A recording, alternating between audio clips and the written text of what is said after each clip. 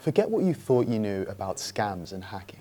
The fastest growing and most devastating attacks no longer start with code. They start with conversation. Today, one well-crafted conversation can open doors that used to take weeks of hacking to pry open. This is called social engineering, which preys on normal human behavior. The instinct to help, the urge to respond, to chase the bargain, to be curious about the unknown, the fear of missing out. Hackers exploit all these tendencies because we, you and I, are the low-hanging fruit, the easiest attack vector. Hacking people instead of technology yields the largest payloads and leads to data exposure or system access in 60% of attempts. But why exactly does it work so well? In this video, you'll learn the exact psychological levers attackers pull. We'll run through some of the most evil, lucrative, and widespread social engineering scams in circulation. I lied. And then we'll see how AI is turning social engineering into a full-blown scamdemic. And we'll find out how at risk you are. I'm your host, Caleb, and this is Sumsub. Let's get right into it. Social engineering. Where are we now and where are we going? Pretty much every social engineering scam boils down to three parts: a medium, a lie, and an ask. These three things can play out across a number of attack vectors. A phone call, an Amazon delivery, an email, the guy doing maintenance at the office, or a QR code. In the past, to pull off any of these attacks, a social engineer had to be part detective, part actor, and part storyteller. Now, machines can do all three. Let's go through some of the main scams doing the rounds right now to see how these scammers are working with machines to hack the human mind. Number one, pretexting. What you just saw was pretexting in the wild. That's the act of researching and inventing a believable backstory to rope a victim into a follow-up attack, like a business email compromise or phishing. In Kevin Mitnick's Ghost in the Wires book, he lists several pretexts that worked for him. Number one, posing as a caller, requesting account information, vaguely implying his account should be under US government, then claiming to be the named customer. Number two, visiting an office in broad daylight under the innocuous excuse of dropping off a letter to an employee. And number three, paging on-call technicians and calling up cell phone companies claiming to be setting up a database of people on call, asking routine questions to build rapport before requesting UUIDs or tech codes. Pretexting succeeds off the back of convincing details, like an organization's inner workings or real-world relationships. For example, let's say you get a call. There's a problem with your upcoming flight home. It's late November, and you travel back every second year. You have no reason to suspect that someone's been running a pretext on you. So you hand over everything the customer service rep asks for. Pretexting requires hours of research and analysis in what's called reconnaissance, a make or break phase that consumes 70 to 80% of the social engineering attack. But now that percentage is shrinking. AI-powered pretexting bots can cross-reference open source information about a target in seconds. The bot might flag the target's attendance at an industry conference and slide into their DMs. Hey, remember me from that breakout group?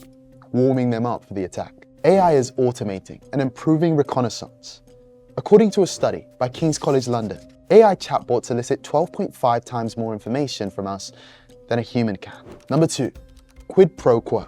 Quid pro quo translates to something for something. In social engineering, this may be an attacker offering to repair your device in exchange for access. In theory, this technique is one of the easiest cognitive biases to exploit, reciprocity.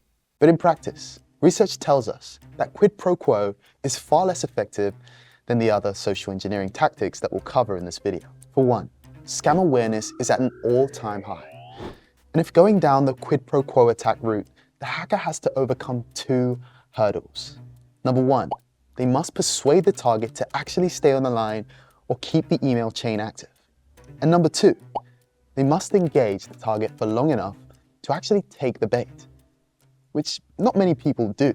Quid pro quo has always been a numbers game, but now scammers are increasing their odds with AI email automation, pushing out hundreds of scam emails, flagging any response, then passing the scam susceptible onto a real human to finish the job.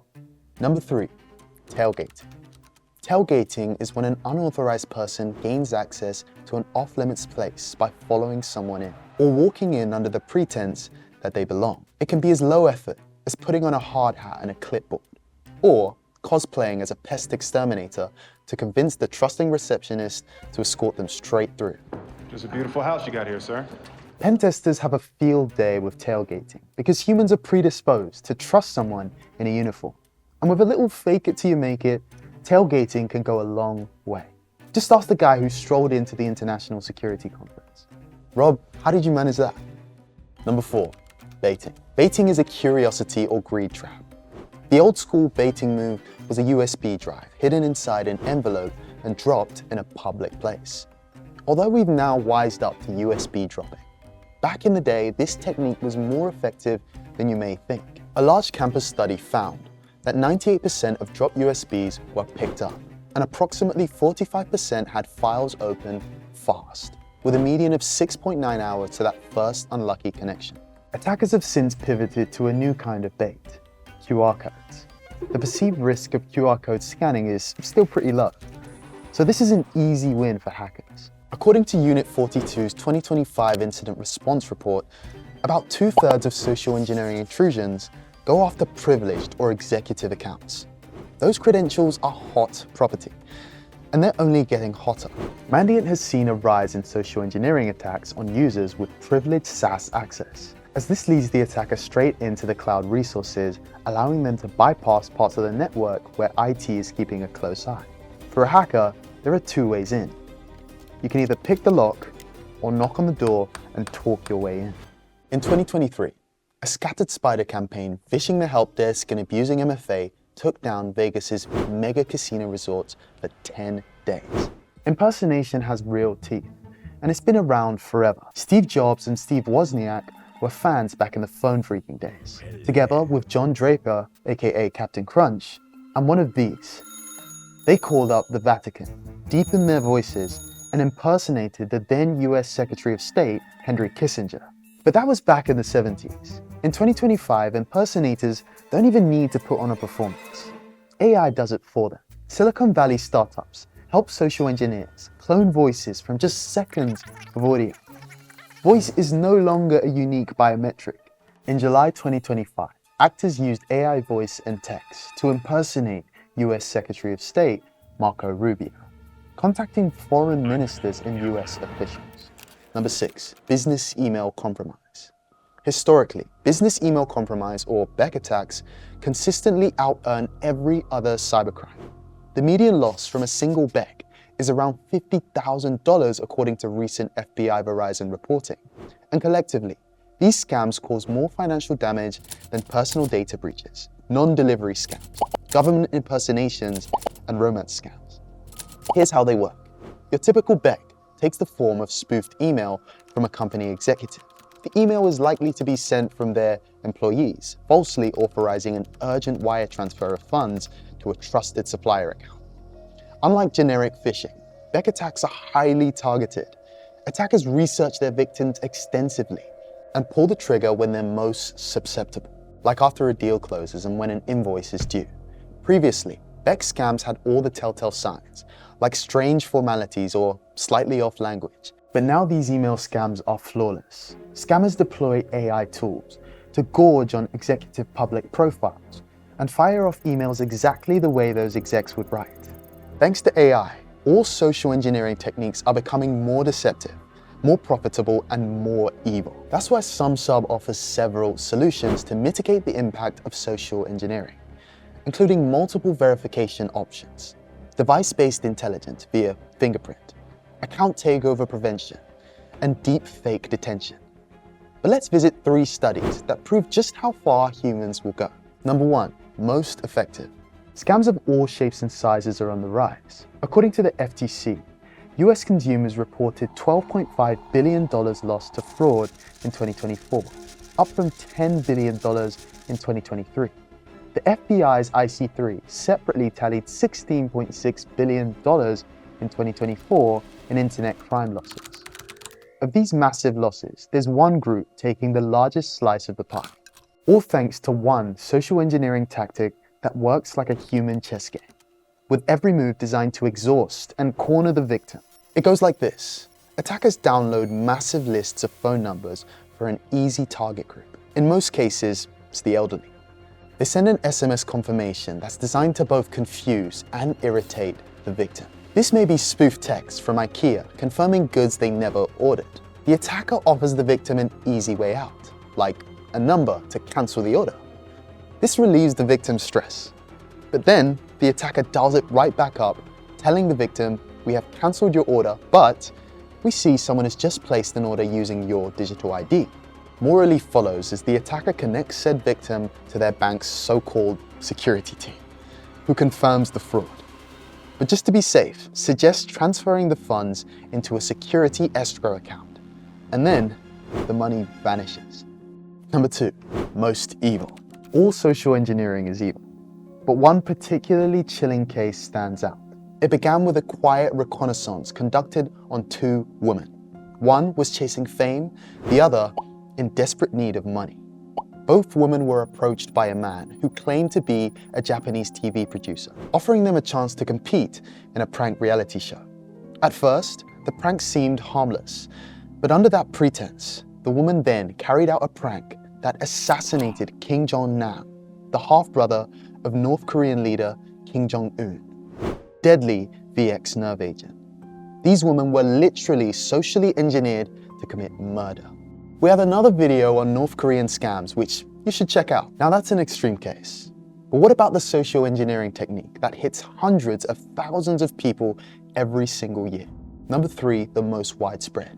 The SMS-based scam from earlier is a type of smishing, which belongs to a larger family of cons called phishing. We've got a whole video coming on phishing, but here's the quick version. Phishing is any message that manipulates you into giving up sensitive information. Social engineers make billions every year per phish. They're better at making us click than we are at knowing what makes us click. For years, the most common version was the classic email phish. But then email servers adapted, filters advanced, and phishing emails were blocked before they even reached our inbox. So attackers moved into new channels: spear phishing, whaling, clone phishing, even voice-based phishing. Then AI changed the game again. Attackers began crafting smarter and more convincing emails. File attachments looked legit enough to slip past security features. Modern click fix and file fix campaigns socially engineered users into running or approving the malicious step themselves. No code trickery required. Not only can AI-generated phishing emails evade spam filters, they even achieve click-through rates of around 54%, compared with just 12% from traditional human-written messages. If industry estimations are correct, by 2028, 1/3 of our interactions with Gen AI will be via AI agents. One white hacker team found that Gen AI could write phishing emails in 5 minutes that looked as convincing as the ones their human teams needed 16 hours of deep research to write. Think about what that means for this social engineering scamdemic. The very moment hackers get their hands on autonomous agents, well, they've got a social engineer. That's the stuff of nightmares. An agentic scammer may start with a LinkedIn message about a job offer. If there's no response, it could autonomously switch to a package delivery text and then follow up with a fraud alert email. With each message, it learns more about your behavior and adapts its attack accordingly. So what do we do right now, before fully autonomous social engineers are everywhere?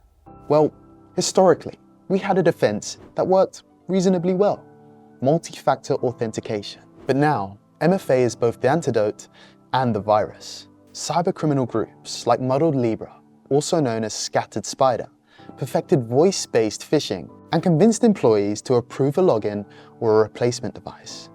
And just like that, MFA was outmaneuvered. MFA was supposed to protect us with something we knew, something we had, and somewhere we were. But if all those things can now be socially engineered into a revolving door, what is the solution? Well, firstly, passwords must become something we can't give away, even if we really wanted to. Enter passkeys, cryptographic keys tied to your device that you can't see, type, or accidentally hand over. This is just one solution against a tsunami of social engineering attacks. Because quite frankly, yesterday's systems and lines of defense just cannot handle the threats of today. For companies, the next security frontier may be risk-based authentication that knows you not by your password, but by your patterns. This approach analyzes behaviors, like how the mouse moves, keystrokes, and frequent logins to ascertain whether or not you're a real human. For the rest of us, much of the day-to-day fight against social engineering is psychological. Real messages, even urgent ones from your demanding boss, are typically more even-keeled than social engineering asks. So slow down. Set up code words with friends or family to vet urgent requests. And always double-check requests for wire transfers using out-of-band communication. And with all that said, we'll see you in the next one.